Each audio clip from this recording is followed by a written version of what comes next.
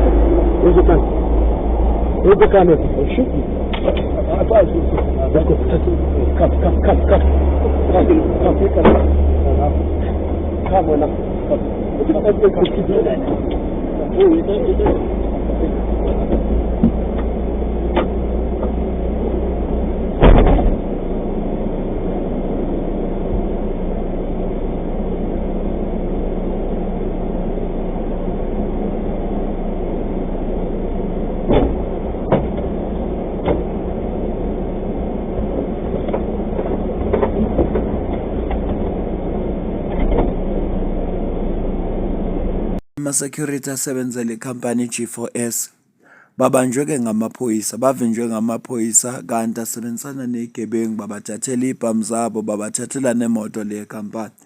Ngenhlanhla ke bathi le zigebengu zibanjiwe. Ngine-video la kuzokhuluma khona ophethe amaphoyisa, ngicela uzwe la. Very good evening to you, Oliver, and to our viewers at home. The operation is in full effect, and we've seen quite a couple of arrests since we arrived here just over an hour ago. I'm going to speak to General Tommy Mtombeni just to give us a little bit more on the numbers and the success of the operation at this point. General, thank you so much for your time. I think I just want to talk about the numbers for now. Have we seen any arrests, and if so, how many and what for? Thank you very much. Greetings to the viewers at home. We really appreciate for this opportunity. As for now, we know for the fact that we're having suspect ratings within the province 667, of which 149 is gender-based violence. As we are on the second phase, we have 6 arrests for illegal immigrants, 6 for drunken driving. Maybe just this opportunity that we are concerned about the multiple murders in Gauteng, and Wednesday, Zonke were 3 murders taxi-related, and Thursday, 5 murders taxi-related with 2 attempted murders on the wake of this morning. And then, of course, we have 4 murders within Merimi informal settlement in Soshanguve, with 8 people who are admitted in a hospital. It is a concern. We are appealing to the community that let's work together, because we have put a team together to ensure that we crack up, or we get to know who are involved in these matters. Maybe further than that, these blue light robberies, it is a problem within our highway. We know for the fact that on the 18th we got between Villas and Tuhuk, of which we have arrested 2 people. They tried to engage the police, the technical response team. They acted, and then 1 person was shot at, and another one arrested. 2 firearms, the military jamming device, insignia for the police, and the blue lights. Of course, car hijackings is also a problem. We know there's a video circulating where it depicts police involved in assisting the criminals hijacking a G4S security motor vehicle. On that one, we arrested our own, 2 police officers from SAPS and 2 from Gauteng Traffic Police, and the other 2 civilians. I would say we are hard at work in terms of precisely dealing with our own police officials. I'm just giving a strong warning. Anyone who work against us, because this is an inside threat, he will see the mighty of the law. We will arrest them, because for the past 3 days we had 7 police officials, those who are arrested. When I add with the Gauteng Traffic Police, it's almost 10, of which it is a concern. And the crimes they're involved in is corruption, hijackings of the motor vehicles, to a certain extent involved in drug peddling, or involved in transporting the drugs. Njengoba umuzwa kugeneral echaza ukuthi kule video tuyibonile nje bazibanjwe lezi gebengu, amaphoyisa lawa SAPS baboshiwe kanye nalaba JMPD nabo baboshiwe, nalabantu ababili abafike bathi akhomba labantu babakhiphe emotweni nabo baboshiwe. Usekhuluma ke namanye ama-case ukuthi amanye ayi-concern ukudutshulwa kwabantu ezonke izizwe, kushona abantu abawu-3 endabeni lolu lwamatekisi, nebunye ubugebengu nje benzakalayo nasesoshanguve kule mkhukha ayishoyo. Njengoba sizwa nje into ebuhlungu kunakho konke, bonke lobugebengu bunamaphoyisa phakathi. Uyabona nje ukhuluma into ebuhlungu la ukuthi kunamaphoyisa abanjwe ngoba transport ama-drugs. Shuthi sinama-drugs nje, siblame ama-Nigeria, Spain nobani, abantu okuyibona abatransporta kahle ama-drugs, amaphoyisa. Kuningi ke ngingakusho ngamaphoyisa, ngoba mina personal ukuthi ayikho indlela engenza ngayo, ngiyayiprefera i-private security company kunamaphoyisa. Unje ngoba phela noma naye ngabamba ayibophi, kubopha wona amaphoyisa, ngiyayiprefera. Uyabona ukunje ayikho into engingayenza. Mina nginalo ithemba emaphoyiseni isidalo, ngoba amaphoyisa ane-price, ayathengeka kalula kabi, amaphoyisa ayathengeka. Ne-justice system yethu angiyazi isebenza kanjani, ngiyayazi ukuthi yona inawo umbala, futhi mawunemali awuboshwa. Ngakho nje akungithusanga ukubona le video lapho igebengu zisebenzisana namaphoyisa khona, akungithusanga, ngoba vele siphile kwi-South Africa nje. Siyabona nsuku zonke abantu abathengisa ama-drugs, abantu abenza lento illegal mining, sigibela iy'moto ezingenamthelo, o-driver bakwazi nje ukukhipha u-20 anika amaphoyisa. Ama-illegal mining banikeza amaphoyisa imali nsuku zonke ikaThixo. Abantu bama-drugs afika amaphoyisa azokoleka nsuku zonke ikaThixo. Ngakho nje akusithusanga ukubona lezi zinto. Asibuyeleke kwi-video kaMarshall Dlamini la khuluma khona ngama-negotiations EFF ebenawo ne-ANC sizwe ukuthi khona kuhamba kanjani. Ngiyacela ukusubscribe ku-channel, like ivideo, comment, ushare. Ngajoyina ne-membership yale channel iqala nje ku R20 ngenyanga ngiyaphezulu. Sizwe ukuthi EFF ne-ANC bamisanaphi odabeni labo ngoba phela April useduzane noma April nalafuna khona kuvotwe kubonakala ukuthi iyaphasiswa le budget noma ayiphasiswa. Ngicela uzwe la. Look, we've got a chief whip now, a national chairperson, Commissar Nontando Noluchumi. But the ANC, yes, they have communicated with us. They are whipper. Their whipper met with our whipper this week, I think Tuesday, where they wanted to discuss the issue of the budget. But you can see they are still negotiating in a dishonest way. The ANC, they are in the GNU, and they are grand coalition with the DA. They are not speaking to their counterparts. And we are asking them a simple thing that, ANC, you asked for 2%, and the DA refused, and you have dropped it now to 0.5% a year, and the DA is still refusing. They are your partners. You have considered. They are not considered. They are not. They are not retreating from their own stance. Why are you so scared of white people? Because we're not going to negotiate with you or get into any discussion, and we must put it clear that the EFF will never support any VAT increase. Uyachaza kuMarshall Dlamini la ukuthi ngolesibili uchief whip we ANC uhlanganile nochief whip we EFF ukuze kukhulunywe indaba yebudget kwabonisana, kodwa ke bona njenge EFF abahambisani na any VAT increase. Ngicanga ukuthi ke inkulumo zabo azihlangani ngaleso sizathu, nanokuthi ke ngoba banama partners ku GNU abazama ukukhulumisana nabazama ukuconvince wona, ngoba siyazi ukuthi ANC i desperate kangaka nje iziya ku EFF ngoba ifuna ukuphasisa iVAT, and iyazi ukuthi EFF ifuna ipower. Manje ifuneka iEFF ikhethe ukuthi imina lokho yakusho noma iya compromise for ipower. Asiqhubeke nayo.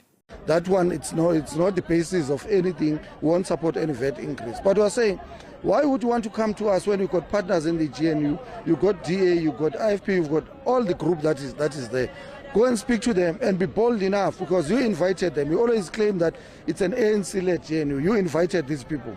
Why are you scared of white people? Because they must tell them that we've considered ourselves from 2%, we're at 0.5%. Why are you not preparing to concede on anything as DA? But white arrogance and white supremacy, it won't agree. So we're not going to be used by the ANC because they can't confront their own partners. They're in the GNU, we're on the opposition. We don't support any VAT increase. But our doors are open for genuine negotiation, honest negotiation, not trying to trick us or blackmail us into some discussion because we are scared of telling the white people. But to put it simple, the EFF will get into genuine and serious negotiations with the ANC when the DA and the Freedom Front Plus is not there, is not in that GNU. Other than that, that stance remain. We'll never get into any discussion or anything. We don't support the VAT increase, but anything else, as we said, President said it even when we were closing our conference, that we are ready to participate in government as the EFF, but not with the racist. We are here today in Sharpeville to remember our fallen heroes, simply because of the beneficiaries of, simply because of apartheid government. And you want us to say today, let's go and sit and share the corridors of power with the beneficiaries of apartheid. Groenewald is a minister. Steenhuisen is a minister, beneficiaries of apartheid. What would we say to our people if we accepted to be part of that GNU? What would we be coming here to say to people of Sharpeville, to the families of those that were massacred on this day in 1960? What would we be saying to them if we are saying, no, we're coming to remember them, to respect and to commemorate and say we're proud of their efforts as early as in 1960 when they fought for the liberation of this country. But at the same time, we're sitting with racists and beneficiaries and independent racists of Freedom Front Plus, AfriForum and Democratic Alliance. We are not, we'll never do that. We are very clear and we're very genuine of our own struggle that we're fighting and we're pursuing, that we're fighting that our people, they must get through liberation in this country. Njengoba umzuleka sicacisela khona ukuthi bona njenge EFF amnyanga yabivuliwe ukuthi kungaxoxiswana kungaboniswana, kodwa angeke bona bavuma ukuyuzwa iANC ukuze ifeze inhloso zayo ngabo. iANC njengoba ihlezi izincomo ukuthi iyona leader le GNU ayihlale nama partners wayo phansi ikhulume nabo uba siyaqonda futhi siyakhumbula ukuthi uStenezen wakubeka kwacaca ukuthi bona banankinga nokuvota ne-ANC kodwa kunama compromises ANC kufuneka iwenze. Kufuneka i-ANC reverse expropriation act mangabe ifuna expropriation bill uma ngabe ifuna ukuthi bona bavote nayo.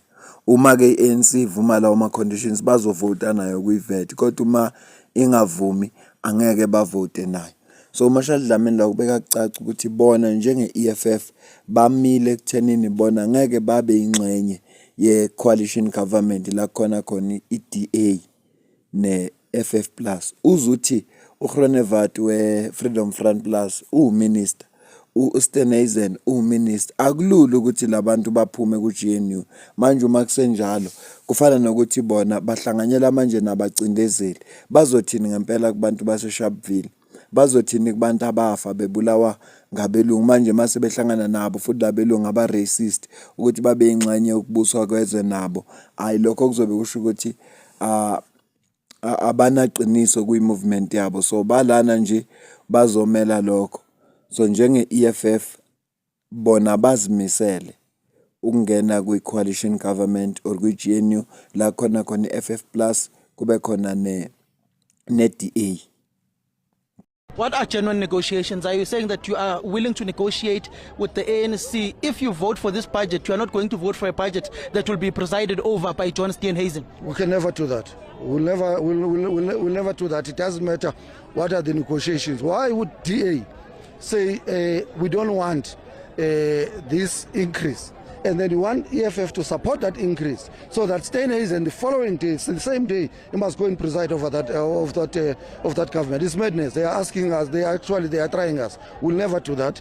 If they want to negotiate genuinely with the EFF, let them finish with their partners and close that chapter and come to us and say we have failed to work with our partners. Now we're talking of a new reorganizing of how we must lead this country, and then they know our position, that as long as DA and Freedom Front Plus is there. So we're not going to vote for a budget that Steenhuisen and anyone is going to preside on. But even voting on that budget, it won't be on the basis of VAT increase. So people of South Africa, they must not be confused that even the negotiations that we'll get into with the ANC, the first one is to say, let's look at other alternatives. We'll put them on the table, wealth tax and all other different initiatives that can save the poorest of the poor, the neglected and the exploited of this country, that we can't just go through increasing of VAT. So when we're having those negotiations, the VAT will still not support the increase of VAT. But worse, we're not going to get into it and go and get into negotiations so that we can vote for a budget where Steenhuisen, they must go and speak to their partners.